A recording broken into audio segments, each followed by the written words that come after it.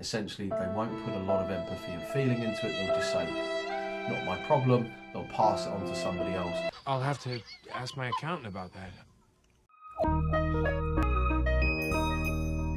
Let's talk about how to pass Lloyd's first round interview. Welcome to the Pass the Interview series, where we break down the interview processes for world famous companies.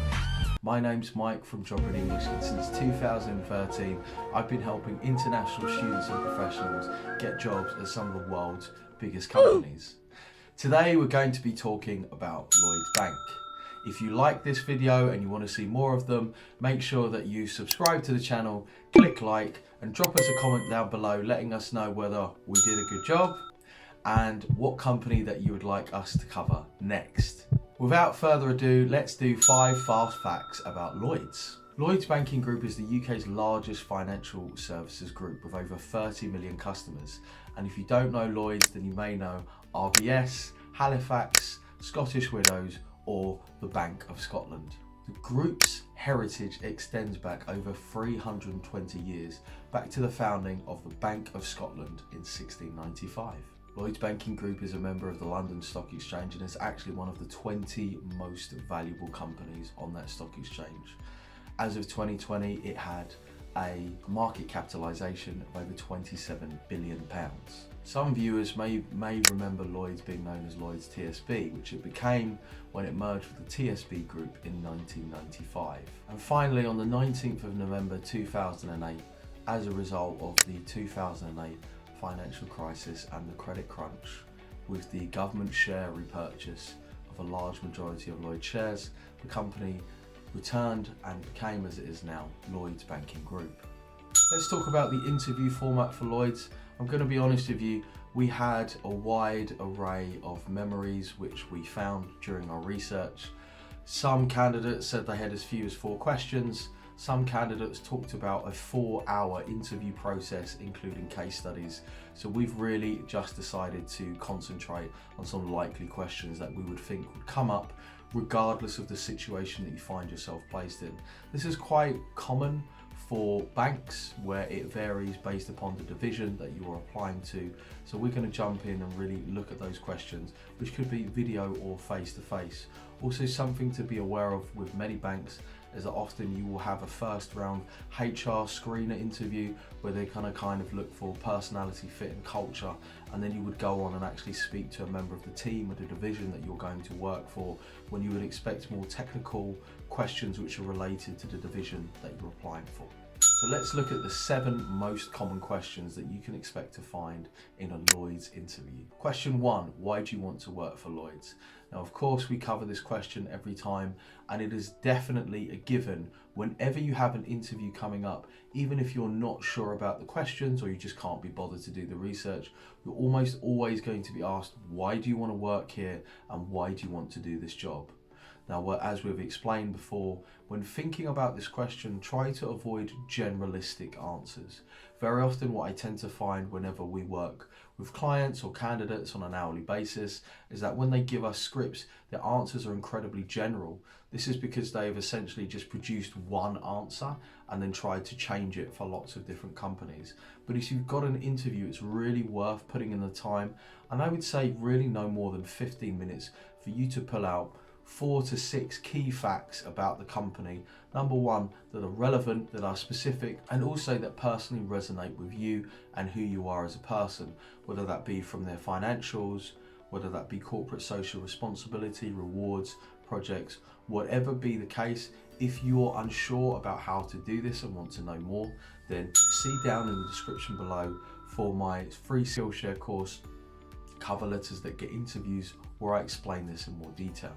Question 2, why are you interested in this role? This is a 2-part question.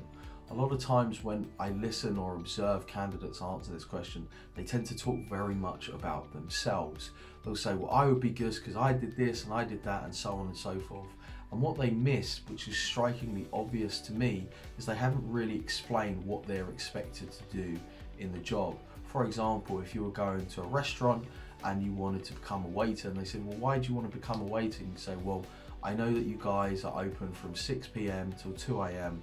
I'm going to be expected to be on my feet, to be able to remember orders, resolve some conflict if anything comes up, and fit around a very busy kitchen. And I feel that I am able to do that because I've previously worked in this setting. I'm actually really good with people, and I'm pretty good at resolving conflicts because I understand, say for example, somebody receives a wrong order, or if their food is cold, that they're not actually upset at me. They've just come to this restaurant to have a nice time, and they have some misgivings about that, and we can address their concerns quickly. So whenever you're answering why this role, always think about it as a two-part question. Namely, what is your understanding of the role? And then secondly, what skills and experiences do you have that would make you a good fit for this role? Question 3, tell me about a time that you worked in a team. A classic competency question. This is one of the questions whenever we work with clients. We say that there are a certain number of questions that you're almost guaranteed that you're going to get in any type of competency-based interview, and this is certainly one of them.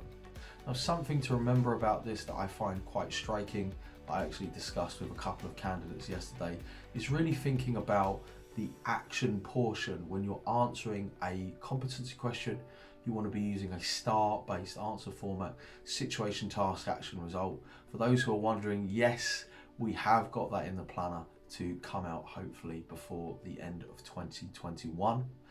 And when you're talking about the action that you took, that's really the most important part of answering this question.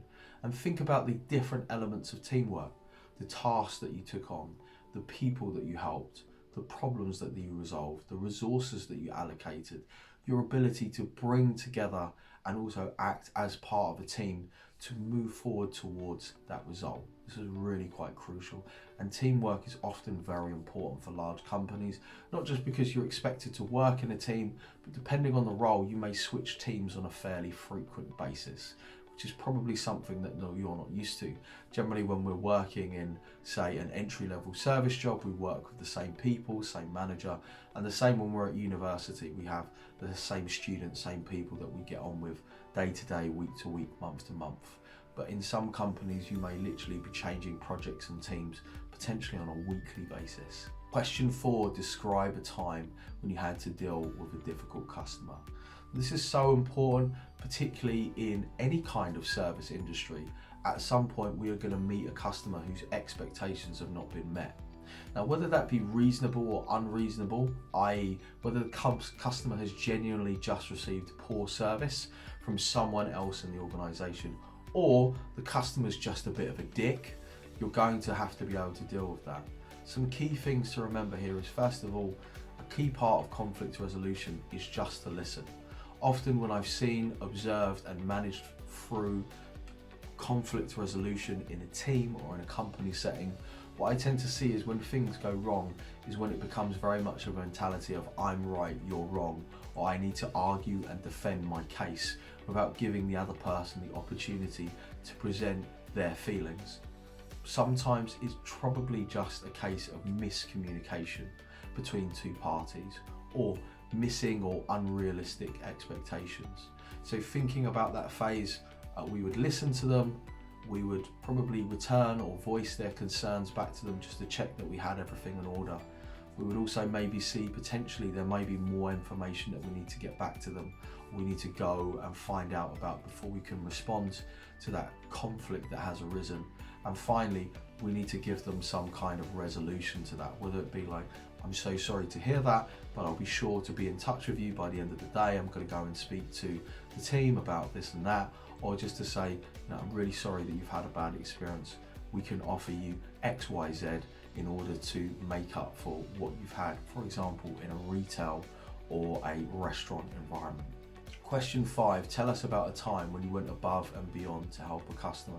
I love this question.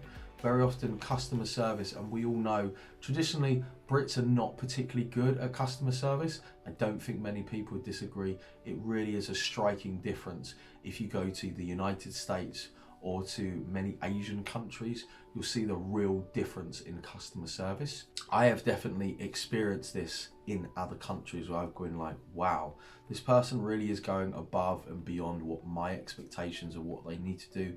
And often it's just a case of just not being part of the system. just not being a robot. And using the golden rule of treat people as you would like to be treated. So say, for example, somebody is having a financial problem and anything related to money is quite likely to make people upset. It's just saying, look, I completely understand. I really want to get this sorted for you. I'm going to make sure that I get back to you and get you some kind of response, even if just to say, we're still waiting to hear from you and I will call you back before 5 p.m. today. And then you call them. Those are the little gestures, the little things, the demonstrating of exceptional or beyond the expectation of a customer that can really set somebody apart. Because what I tend to find is most people will just treat it like a job. Essentially, they won't put a lot of empathy and feeling into it. They'll just say, not my problem. They'll pass it on to somebody else. And therefore, though you've done your job, really you haven't done it particularly well. You've just done an adequate job. Question 6, tell me about a recent piece of financial news. It is so crucial when dealing with any kind of technical industry that you are up to standard with commercial news. Now, what tends to come up, one of the most frequent questions that I get in relation to banking, investment banking, asset management, and related banking and finance industries is people say, do I need to read the Financial Times every day, be watching Bloomberg, CNBC? If you want to work in front office or in quant, then probably yes. But for most roles, probably not. I would keep this really easy, really simple. So I would, for example, just sign up for a weekly newsletter. You could sign up for a daily newsletter, just somewhere where the information is being presented to you in a bite-sized fashion. When you're presenting the element of financial news, a few questions to answer here. What if it's something negative about the company? I wouldn't talk about it. How should I present that news? How detailed should I be? And I like to use the grandma test. It's basically, if I was explaining this to Nana, would she be able to understand? One of the most common preconceptions that people have is that the person that you're speaking to has the same level of knowledge and understanding that you do in a particular category.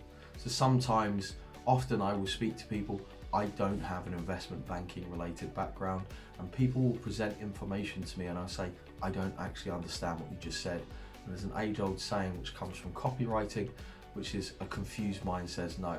Just keep the story really simple, try not to inject too much analysis or opinion into it, and just present it in such a way, not so much to be impressed or impressive, but just to be understood and to demonstrate good clarity of thought, I think is really more important. And finally, question 7, tell me about a mistake and what you did to fix it. This is a great question. It's always good to have an example where you can deal with some form of negative questions like made a mistake, missed a deadline, didn't meet expectations, and potentially a reflection of a weakness. And really what you just want to think of, it's just a good comeback movie. It's a good comeback story. And a good way to think about answering interview questions in general is that they are just a series of stories. Something that we always do with clients is we advise them to prepare and to refine stories rather than answers to questions, because essentially everybody has a greatest hits of stories, the same stories they tell over and over again that helps to put them in the best light. That's a really good way to approach interview preparation, I find.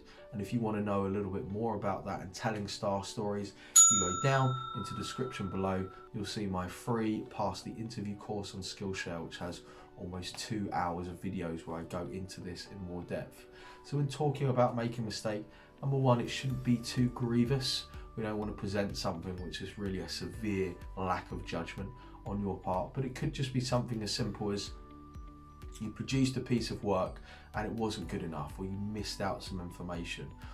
You know, just something that's actually quite understandable as you're learning and growing in your professional capacity. What do you learn from that? Well, to make it better, to take on board feedback, to ask for help. And that's a good way to think about this question. Guys, thank you so much for watching the video. Please support the channel, click subscribe down below, click like, post a comment down, even if it's just a thumbs up to say good job, because the YouTube algorithm loves comments, and I will see you next time. Bye.